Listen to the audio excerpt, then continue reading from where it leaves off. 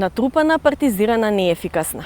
Ова е генералната оценка за македонската јавна администрација. Поле каде што Европската унија инсистира на промени. Агенда 35 во оваа емисија се навраќа на анализата за вистинската состојба во државната управа и за тоа до каде се реформите. Останете со нас. Во оваа емисија ќе гледате: секој шести вработен во земјата работи во јавен сектор. Нема реформа на администрацијата без кратење на бројот на службеници. Тоа не е чистење, туку е системска филтрација на лица кои што не може да се носат со работниот предизвик, со работното место. Со администрацијата мака мачат и фирмите. Како бирократијата го кочи бизнисот. Како е распределено богатството помеѓу европските граѓани. Анализа на социјалната еднаквост во Европската унија. Следете на. Администрацијата со години го носи епитетот тромава и неефикасна. Последното испитување на јавното мислење на Фондацијата Институт Отворено општество и Евротинг покажува дека иако расте процентот на граѓани кои без проблем користат услуги на јавната администрација, општиот тренд на незадоволство продолжува. Такво е расположението и на граѓаните кои ние ги прашавме колку се задоволни од работата на јавната администрација. Некаде сум презадоволен, некаде стварно е од она од мое време што беше. Иначе во суштина, у катастар, например, сум задоволен. Сум имал работа, ми завршиле многу брзо, ефикасно. 8 септември, например, исто така горе ти е. Ама некои институции што си има, ја терат уште постаро. Па релативно сум задоволна, со оглед на тоа колку се кадровски екипирани. Релативно задоволна. Па зависи каде на кој шалтер ќе се обратите. И како е на шалтер кога ќе се застане? Па гужва од одбично од нас, ние меѓусебно што си правиме поголема гужва, тоа е. Покрај неефикасна, администрацијата има уште еден епитет – превработена. Во бројки, секој шести вработен работи во јавниот сектор. Во проценти, јавниот сектор изнесува 17,4 од вкупниот број на вработени, што е помалку споредено со некои од земјите во регионот и во Европа. Проблем представува тоа што јавниот сектор постојано расте, освен во 2017 година, кога бројот на административци се намалил за околу 1000. Зголемувањето 3346 вработени во 2018 властите го оправдаа во зајакнување на капацитетите во секторите труд и социјала, образование и здравство, односно вработување на социјални работници, наставници и професори и медицински персонал. Реформата на јавната администрација почива на 3 столба – деполитизација, професионализација и реорганизација. Што треба да биде приоритет? Според професорот по административно право и јавна администрација Драган Гоцевски, пред да се зборува за реорганизација, треба да се направи системска анализа, колкав обем на работа има секоја институција и колку секој службеник постигнува. Но тоа мора да се реши системски. Секоја институција на ниво на своји раководители на оделенија и раководители на сектори треба да почне да распределува согласно со работното место, да распределува предмети за работа. И ако има некој што не може да се носи со предметите за работа, ако не знае да работи, треба да се прати прво на обука. Ако повторно се констатира дека не знае да работи, му престанува работниот однос. Но тоа не е чистење, туку е системска филтрација на лица кои што не може да се носат со работниот предизвик, со работното место. Затоа предуслов е да имаме квалитетни раководители на оделенија, раководители на сектори. А и за они да може да се работите потребно е внатре институциите да имат квалитетен процес на креирање на политики, стратешко планирање. Они да може да се испрограмираат работата. Вие не може да распоредите работа на вработени ако вие не знаете што ви работи институцијата. Професионализација, односно построги критериуми за избор на директорите и секретарите во институциите и министерствата, се предвидени во Законот за висока раководна служба, кој е во нацрт фаза. Законот велат од Центарот за управување со промени, кој е вклучен во подготовката, ќе овозможи граѓаните да имаат директен увид во изборот на овие кадри и да бараат одговорност од нив, за разлика од досега, кога именувањата беа вршени по политички клуч. законот проблемите кои ги идентификувавме не може веднаш преку ноќ да ги реши, но може да се обрати на одредени работи, како на пример проблемот дека апсолутно не може да постои оценување само за административните службеници внатре во институциите, додека раководните службеници не подлежат на никакво оценување. Значи никој како прво не ги знае, не знае како се избрани, не знае дали тие имаат квалификации и конечно со ваков еден закон може да се постават вистински критериуми за да ги добиеме оние раководни лица кои реално може да управуваат со големите обврски кои им ги наметнува самата позиција, но и кои ние како граѓани им ги даваме бидејќи тие треба да бидат во служба на народот. Дополнително сметаме дека со воспоставувањето на многуте институции надвор од основниот закон за организација на државната управа, воспоставени се некакви нерамномерни правила за назначување, па и за работење на овие високи службеници, раководни. Затоа законот би требало и тоа да го регулира, значи да го воедначи тој пристап за ние како граѓани да може да знаеме со кого утре тоа си имаме работа внатре во институциите, кои раководи со оние процеси за кои ние сме им дале мандат на раководните службеници. Во земјава 29 години се реформира администрацијата и тој процес никако да заврши, смета генералниот секретар на Синдикатот на работниците од управата, правосудните органи и здруженијата на граѓани Трпе Дејановски. Сите реформи досега се носени на грбот на работниците, вели тој, кои се немотивирани, бидејќи не напредуваат. Сепак Дејановски вели дека неефикасноста не е по вина на вработените со кои граѓаните имаат најнепосреден контакт, туку на целата организација, од министер до шалтерски работник. Во измените на законите за вработените во јавниот сектор и во јавната администрација, УПОС бара промена на система на оценување, воведување на подобар систем за наградување, воведување на нов систем на дисциплински постапки, дејќи моменталниот е преобемен и преобременува по цел самата постапка, можна за напредување во кариера, да се ослободат групите и категориите, да можеме од категорија во категорија да се напредуваат, воведување на она баш што го зборев пред малку, унапредувањето да биде правило, а да не е исклучок, да нема вработување додека не се овозможи унапредување во рамките на институцијата, било која институција, наградување обавезно. Имаме новина моментално во новиот закон за инспекцијски надзор, каде што е предвидено и осигурување за висок ризик, така да оние административни работници кои имаат работат со високоризични работници, значи бидат осигурани од страна на работодавачот. Така да делот тие предлози, ова се само дел од предлозите, имаме уште повеќе, веќе се доставени, кажав, до Министерството, па ќе видиме како ќе тече измената на овие два закона. Јадрото на преговарачкиот процес со Европската Унија е составено од околу 16.000 вработени со статус на административен службеник. Министерот за информатичко општество и администрација Дамјан Манчевски изрази загриженост за капацитетот на администрацијата за спроведување на процесите на пристапување кон ЕУ. Според Гоцевски, тоа е повторно проблем на немањето информација, која институција, колка волумен на работа има. Најголем дел од нив ќе биде тестирани според тоа како редовната работа што веќе си ја вршат. И тука имаме одредена аномалија што повторно не е вина на оваа влада, таа е затекната состојба. Така е, што успеавме да се зброиме колку вработени има, и тоа апсолутно беше неопходно, но се уште немаме волумен на работа, се уште немаме показатели по институција точно колку работа има, за да можеме да збориме. Превработени сме, не сме вработени, добро работиме, лошо работиме, тука нема да се справиме со предизвик, тука ќе се справиме. За почеток мора да имаме јасен преглед по институција и ова е нешто што секоја институција сама ќе треба да може да се го одговори. Реформата на јавната администрација е дел од дитните реформски приоритети, на кои се обврза земјава за да покаже подготвеност за почеток на преговори со Унијата. Досега ЕУ во земјава вложила 20 милиони евра за реформа на јавната администрација.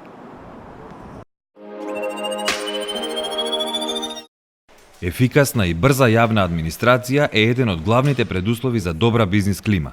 Меѓутоа, кај нас администрацијата повеќе го кочи отколку што го поддржува бизнисот, оценуваат експертите. Председателот на Сдруженијето на даночни советници Павле Гацов, кој што секој ден има контакт со јавни службеници на шалтери по домашните институции, вели дека компаниите не чувствуваат дека јавната администрација е трансформирана во побрза и поефикасна, туку напротив.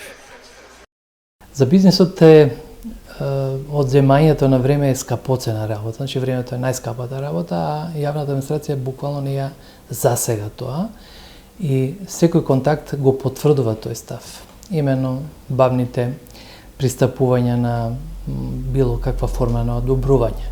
вадење на некакви потврди, на некакви уверенија, учество на тендери, не знам, вадење на некакви дозволи, лиценци и така натаму. Од друга страна, не се направи ниту обид да се поедностават ваквите, би рекол, административни замки, дури би се осмелил да кажам дека тоа се е направено во функција да си го оправдаат своето постоење.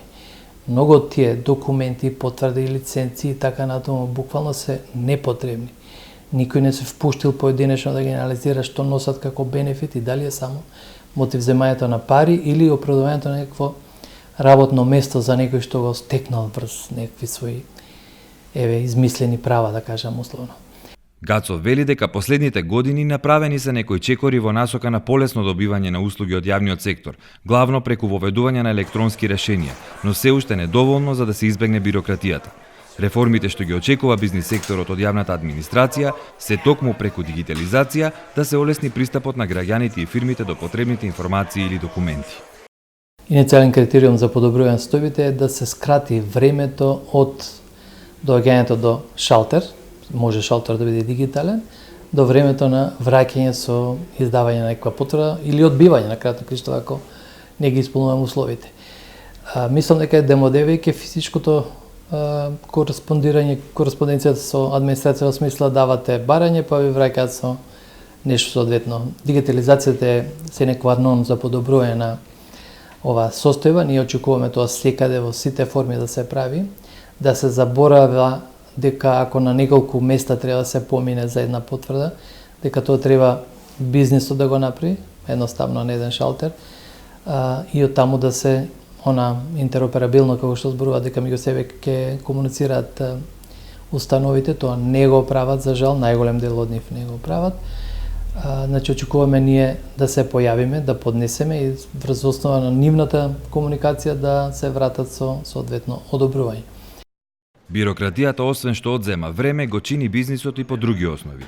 Едно истражување на Стопанската комора покажа дека за една година фирмите уплатиле во буџетот 250 милиони евра неданочни давачки, односно на доместоци за добивање дозволи за вршење дејност, лиценци, административни, судски и други такси, на доместоци за сертификати и уште многу други трошоци што не се даноци. Последниот извештај Doing Business на Светската банка за лани, кој ги споредува регулативите за водење бизнис во 190 земји, забележа напредок во намалување на времето за отворање фирма во земјава и добивање градежни дозволи, додека пак послаби оценки ни даде за процедурите за регистрирање на имот.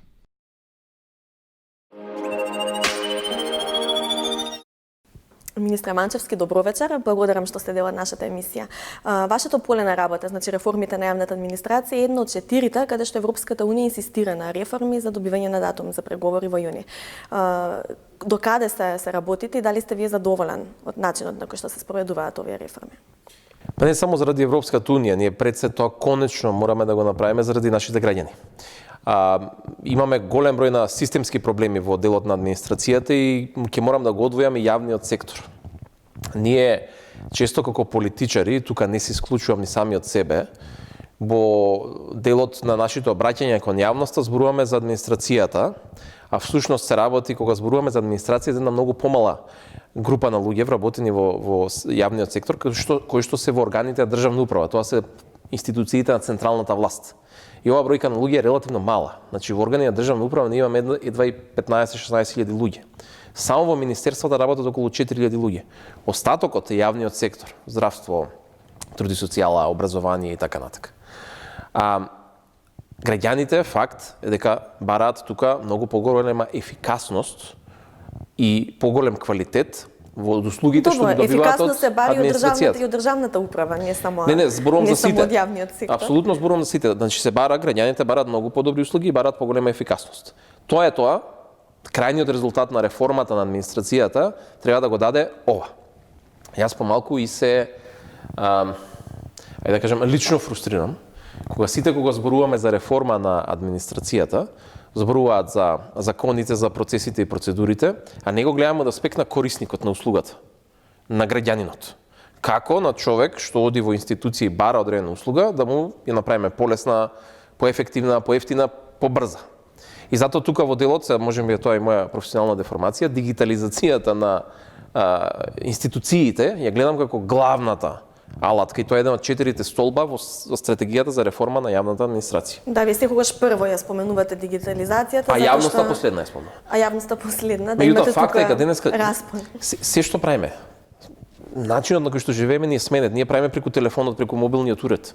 Функционираме, комуницираме со нашите пријатели, со други па и држави. Ние бизнисот е ориентиран веќе целосно и таму. Мора институциите тоа го направат. И затоа навистина тука вложуваме сериозни напори. Не знаете зошто веројатно граѓаните толку не обрнуваат внимание на ова прашање, затоа што тие кога се соочуваат со една тромава или неефикасна администрација, тоа не го чувствуваат на интернет, туку го чувствуваат во личниот контакт со јавните службеници, од аспект на тоа дека премногу време треба за одредена услуга да се добие, неквалитетна ќе биде услугата на крај и слично.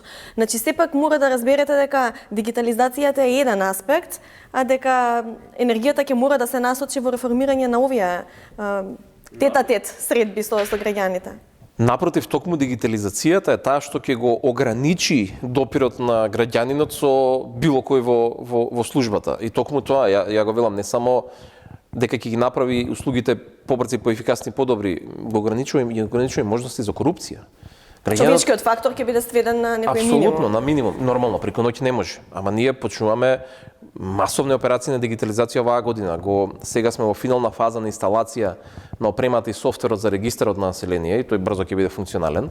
Новиот национален портал за услуги е веќе готов и го чека лансирањето на регистарот за да може и овој да го лансираме. И целосно воведовме нова законска регулатива која што целосно согласена со директивите на Европската унија, го дефинира електронскиот идентитет на граѓаните врз основа на кој што ќе може да добиваат многу поголем број на услуги.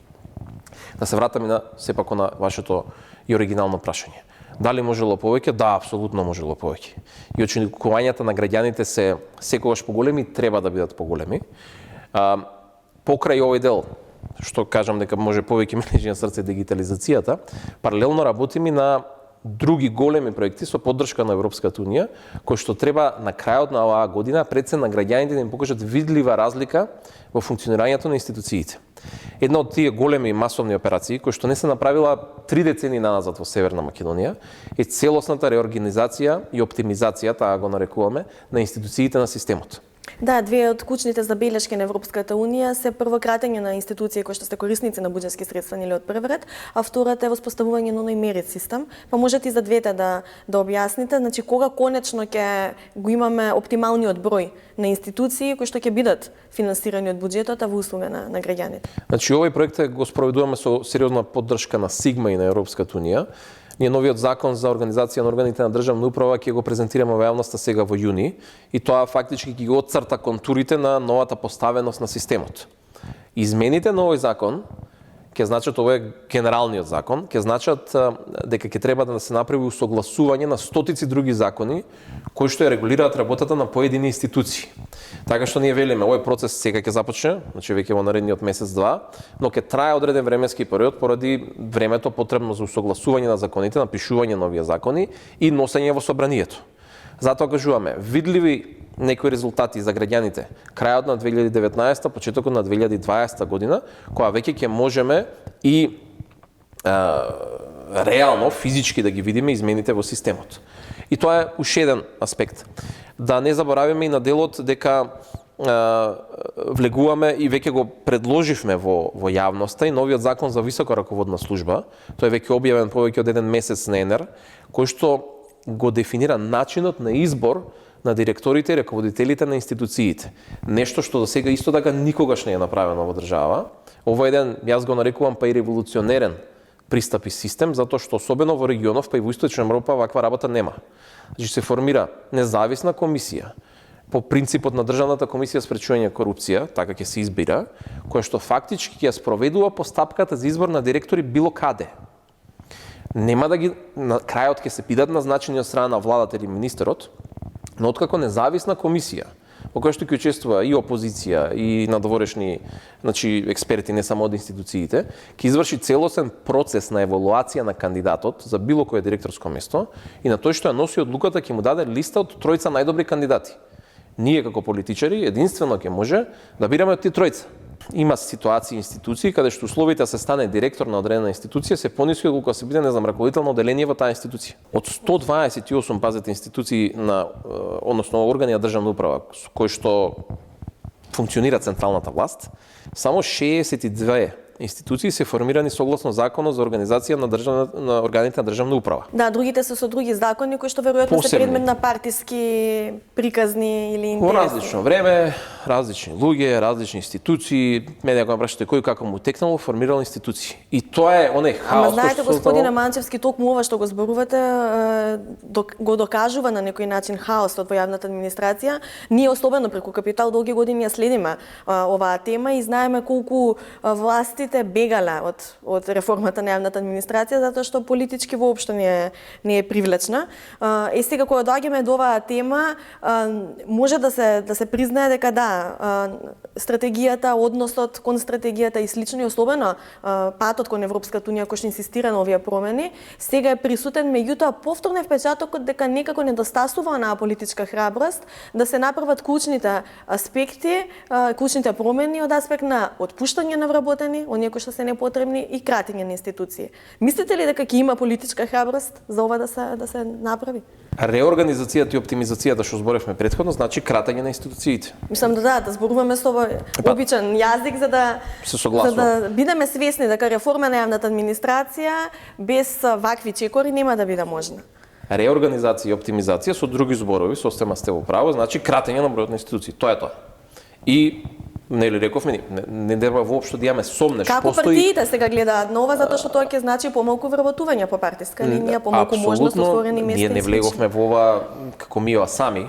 Ние сме политичка влада во која што учествуваат политички партии. Апсолутно имаме целосна поддршка од коалицијските партнери, од вашата матична партија. Апсолутно, и затоа иницијално беше дека мора да имаме поддршка. Нормално. А од опозицијата? Не гледам дека опозицијата би имала никаков проблем со нормално, иако сега ќе преминеме во вториот дел каде што вие зборувате за кратење.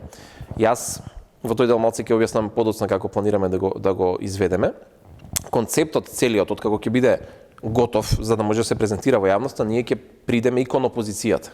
Како што и сега за законот за висока раководна служба, ние им го дадовме да го гледаат, да го коментираат така натака. Немаме повратно нешто, да бидам искрен. Оваа реформа не е болна за граѓаните. Оваа реформа е болна за политичарите. Затоа што сте во право, тука се кратат позиции, раководни, управни одбори и така натака.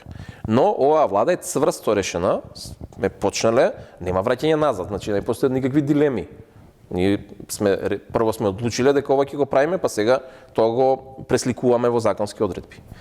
И последната работа за како намераваме да го намалиме бројот на вработените во јавниот сектор. Првата мерка дека ќе се вработува, и тоа и сега е така, согласно потребите на институциите. Да, постојат сектори во јавниот сектор, па ќе кажам за да направам разлика, не во администрацијата, во јавниот сектор кои што се уште проблематични. Акционерски друштва, јавни предпријатија и така натака. Во државната администрација, која што сега најголем товар треба да носи од преговори, од реформи и така натака, нас ни фалат луѓе. Затоа ли рековте дека немаме капацитет и доволно кадар за преговори? Да. Стоите на таа изјава, значи мислите дека затоа што имавте прилично негативни реакции во јавноста? Ама ја не гледам јавноста може да реагира секако, ја кажам вистината. И знаете како, ако кажам дека има капацитет, тогаш од каде тоа сите се сомневаат во капацитетот, нели? Ако кажам немаме капацитет, зошто сум кажал дека? Па како ќе преговараме тогаш сега? Без капацитет. После го објаснивме ова. Значи за овие клучни 4 ресори кои што сега се први на таргет, ние сме веќе во скрининг. Да. Сега тоа со други зборови, ние неформално голем дел од работата за преговорите реално сега правиме. Така што кога ќе формално почнат преговорите, доста работи ќе бидат и завршени, ќе може брзо и официјално да се штеклираат, што се вика, задачите. За следните поглавја што следуваат, и сега затоа веќе ние разговараме за процедури за брза регрутација на луѓе од надвор, зборувам за високо квалификувани експерти кои што може да влезат во одредени преговарачки тимови, тоа е тоа што го работиме, меѓутоа сме во фаза на подготовка на тие концепти и на подоцна процес на регрутација на тие луѓе. кога зборуваме околу немањето храброст да се расчисти до крај со неефикасните јавни службеници, неминовно е прашањето за оние што седат дома и земаат плата, тоа е едно уникатно македонско прашање. Вие постојано повикувате или апелирате на поголемо трпение околу расчистувањето на ова поле. Дури споменавте во една прилика дека и не во една, во неколку прилики дека и приватниот сектор ќе биде вклучен, дека ќе се пренасочат таму дел од овие. Не, за приватен сектор не зборуваме за, мислам, добри, овие теоретски може, но пазете, многу интересна работа. 10 години овој проблем никој не го решаваше, седеше така. Луѓето не одеа на работа и земаа плата. Вие имате и вице-премиер кој што не одеше на работа па земаше плата, така да. Сега веќе не е. Сега веќе не имавте. Сега затоа се вратам на првото. Значи голем дел од овие луѓе се веќе решени. Така. Тие постапки се завршени, на стотици луѓе тие одат на работа. За разлика од порано, кога не оделе на работа и земале плата. Да, меѓутоа сепак се внатре без никаква санкција. Значи вие велите дека само сте ги ангажирале да. За каква санкција зборуваме? Со закон се вработени така. Значи овие луѓе се така вработени според да не може да бидат отпуштени ако не доаѓаат на работа 3 последователни дена на пример. Таков е законот. Не може да бидат. Тој закон беше донесен со консензус во собранието од сите политички партии. Значи вработените согласно К5, така наречена програма, односно согласно правичната застапеност и Охридскиот рамковен договор, се вработени по тие услови според закон кој што се уште е валиден, како го кажам. Зошто е се уште валиден, не го менувате тој закон? Зато е крајно нелогичен. Не, видете, што е целта? Да конечно го решиме проблемот, така? Значи ние решивме да влеземе ние како влада, цело време го кажувавме, уште кога бевме во опозиција, ние нема да отпуштаме луѓе. Ние сме левичарска влада. И затоа решивме овие луѓе да ги ставиме на работа. Голем дел, затоа велам сега, кога го решаваме проблемот и за стотици луѓе е решен, ти одат на работа, распределени се по институции, се испадна поголем проблем отколку кога никој не се обидуваше да го реши проблемот. Не, затоа што ние не отпуштаме луѓе, е малку контрадикторно со на начело дека ќе имаме кратење на администрација. Сега ќе дојдам до тој дел. Ако вработуваме само согласно потребите на институциите и дополнително, она што го зборувам, дел од крајниот резултат на кратењето на бројот на институции и понудата, еве да спомнеме она што го зборуваме, на приватниот сектор, ќе биде дека ќе се намали бројот на вработени во јавниот сектор. Наместо да одиме на некои брутални кратења, каде што сепак треба да се направени на основа на некаква анализа. Не може да е министер од било која партија, па и овој, и по собствена волја, на основа на што ќе ги кажеме списоков на имиња кои што ќе си одат. Веднаш ќе не обвинат за политички реваншизам, например. Да. Затоа из овој концепт ќе придеме и кон опозицијата, ќе побараме нивна поддршка. Крајната цел што е ние веќе изработуваме функционални анализи, се работат, каде што ќе точно во секоја институција ќе ги знаеме вишокот на кадар. Ќе се обратиме и веќе се обраќаме и до стопанските комори, каде што не утре, но некаде до септември, октомври ќе им побараме и нивна анализа, од нивна страна, која е нивната потреба за работна сила. И веќе и во јавноста се слуша стопанските комори, токму тие представници на бизнисот дека кажуваат дека има недостаток сериозен на работна сила во државата. Се работи за одредени професии, ама не зборуваме веќе за инженери, веќе зборуваме за сериозен недостаток и на други фели. И мислам дека можеме да се најдеме, да тоа што е вишок во јавниот сектор, да се најде своја функција, своја цел, своја корист во приватниот сектор. Вин-вин-вин ја викам ситуација. Зошто? Вкупната сума на пари што државата ќе дава за плати во јавниот сектор ќе се намали. Затоа што овие луѓе би се преместиле во приватен сектор. За приватната компанија кај е бенефитот? Добива сепак човек кој што има некој работно искуство и соодветно образование и така натака, поевтино ќе го чини. Затоа што дел од сделката ќе биде дека државата во одреден период ќе ги плаќа придонесите за овие луѓе.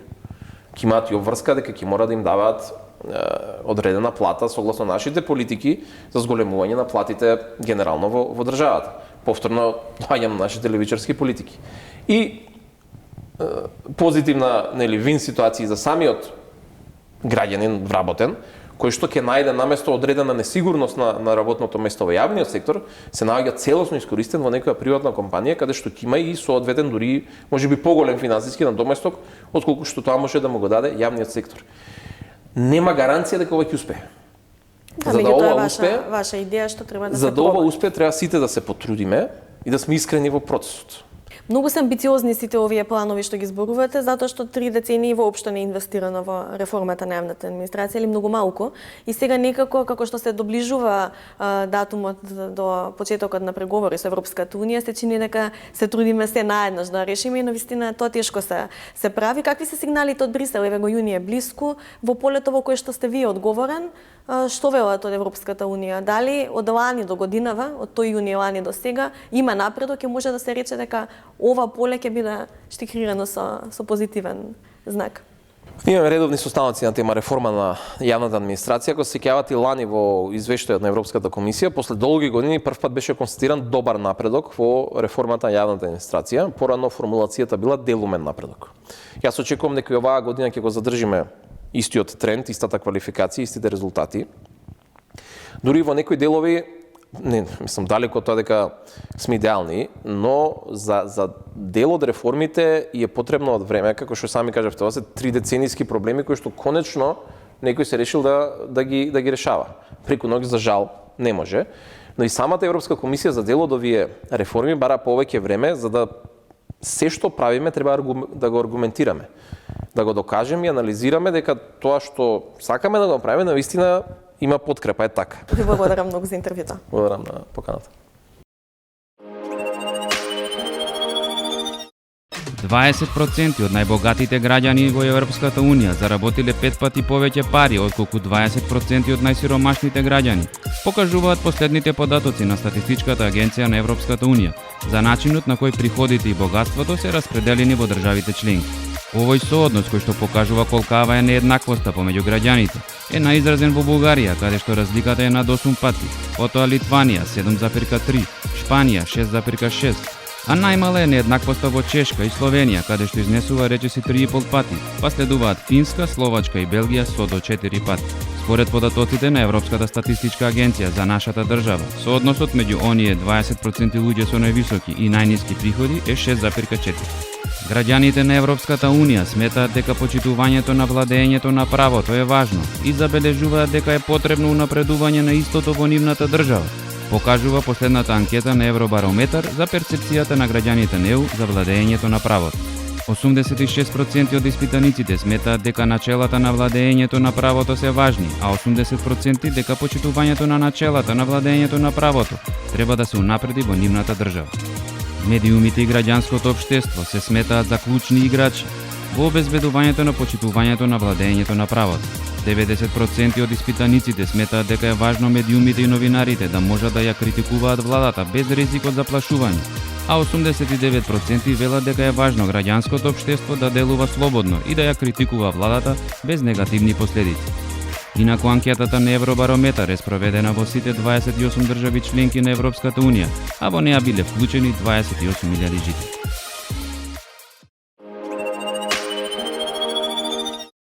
Голем број на иновативни алатки веќе се воведени, но и се повеќе се потребни за полесно прикажување и приближување до луѓето на огромното културно наследство кое се наоѓа во музеите. Новите начини на приближување до луѓето на приказните позади музејските експонати, директно и веднаш, го збогатуваат искуството за европското културно наследство.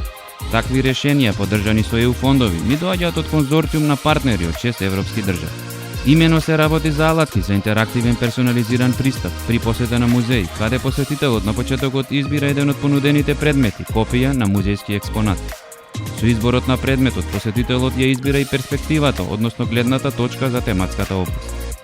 Например, во зависност од избраниот предмет, изложба од Втората светска војна може да биде прикажана од гледна точка на цивилите или пак од гледна точка на војниците. Корисникот ја активира содржината со поставување на предметот на дефинирани позиции, а секоја позиција има содржини за одредена тема. Според предметот се активира специфична содржина, обезбедувајќи персонализирана интеракција со тематската област на интерес. Меѓу другите алатки на иновативниот проект се и лупата која со приближување до одреден музејски експонат на интересен начин покажува и раскажува приказни поврзани со тој експонат, како и интерактивната книга со помош на која посетителите можат да слушаат различни приказни за музејскиот експонат, со менување на позицијата на обележувачот за страници во книгата. Следната недела се гледаме со анализа на друга тема од процесот на европските интеграции. Следете не тука или на нашите официјални Инстаграм и Фейсбук профили. Се гледаме.